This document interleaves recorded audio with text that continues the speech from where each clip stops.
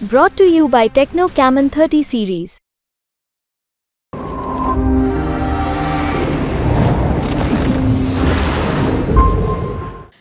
मध्य प्रदेश ही नहीं बल्कि पूरे देश में लोगों को इंतजार है 4 जून का, जब लोकसभा चुनावों के नतीजे आएंगे।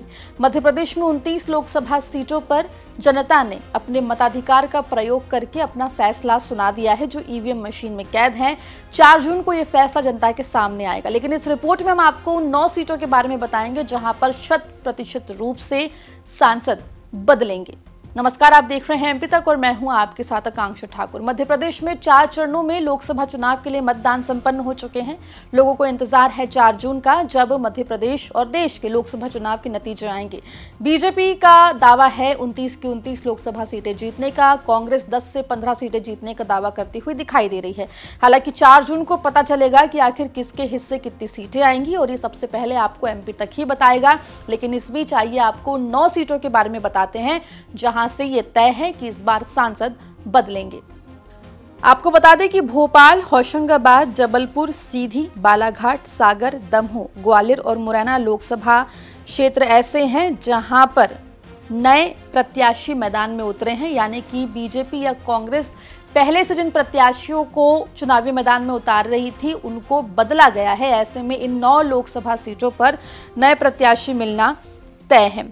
आपको बता दें कि भोपाल सीट से बीजेपी ने आलोक शर्मा को उम्मीदवार बनाया है, जबकि कांग्रेस ने अरुण श्रीवास्तव को पहली बार चुनाव लड़वाया है।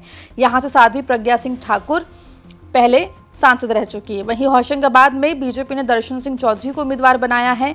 कांग्रेस ने संजय शर्मा को उम्मीदवार बनाया है। यहां पर पहले चुनाव में बीजेपी के उदय प्रताप सिंह चुनाव जीते हैं। जबलपुर से बीजेपी ने आशीष दुबे को उम्मीदवार बनाया है, जबकि कांग्रेस ने दिनेश यादव को उम्मीदवार बनाया है। पिछले चुनाव में बीजेपी के राकेश सिंह यहां से चुनाव जीते थे, जो अब मध्य प्रदेश सरकार में कैबिनेट मंत्री हैं। वहीं 2019 में सीधी लोकसभा सीट पर रीति पाठक सांसद चुनी गई थी, लेकिन इस बार बीजेपी ने राजेश मिश्रा को टिकट दिया है। वहीं कांग्रेस ने कमलेश्वर पटेल को उम्मीदवार बनाया है। बालाघाट सीट पर 2019 में ढाल सिंह बिसेन जीतकर सांसद बने थे, लेकिन इस बार बीजेपी ने भारती पारधी को चुनाव लड़ाया है। सागर से भी बीजेपी और कांग्रेस के बीच में मुकाबला है। यहां पिछली बार राज बहादुर सिंह जीते थे। इसके अलावा दमोह में प्रहलाद सिंह पटेल को बीजेपी ने पिछले चुनाव में उतारा था, लेकिन इस बार अब वो राज्य सरकार में मंत्री हैं। ऐसे में यहां पर भी नया चेहरा जो है वो सांसद बनता हुआ दिखाई देगा। वहीं आपको बता दें कि दमोह से बीजेपी ने राहुल सिंह लोधी को उम्मीदवार बनाया है। वहीं मुरैना और ग्वालियर लोकसभा सीट भी दिलचस्प है, क्योंकि यहां से भी इस बार जो प्रत्याशी हैं वो नए हैं।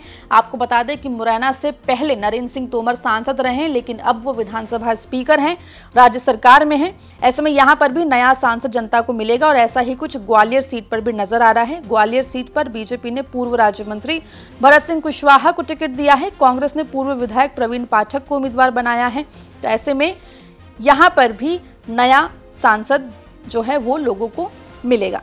वहीं आपको बता दें कि इस बार कांग्रेस और बीजेपी दोनों ने लोकसभा चुनाव में कई सिटिंग एमएलए यानी कि विधायकों को टिकट दिया है, जिसमें कमलेश्वर पटेल से लेकर सिद्धार्थ सिंह कुशवाहा और शिवराज सिंह चौहान भी शामिल है, जो कि विदिशा लोकसभा सीट से चुनाव लड़ रहे हैं। ऐसे में मध्य प्रदेश में लोकसभा चुनाव के नतीजों के बाद कहीं ना कहीं माना जा रहा है कि उपचुनाव की तैयारियां भी शुरू हो जाएगी उन विधानसभा सीटों पर जहां से विधायक जो हैं वो लोकसभा का चुनाव जीतेंगे। लेकिन फिलहाल ये 9 वो सीटें थी जहां पर इस बार लोगों को नए सांसद मिलने वाले हैं। रिपोर्ट कैसी लगी कमेंट सेक्शन में जरूर बताएं। मध्य प्रदेश में तमाम खबरों के लिए बने रहिए एमपी तक के साथ।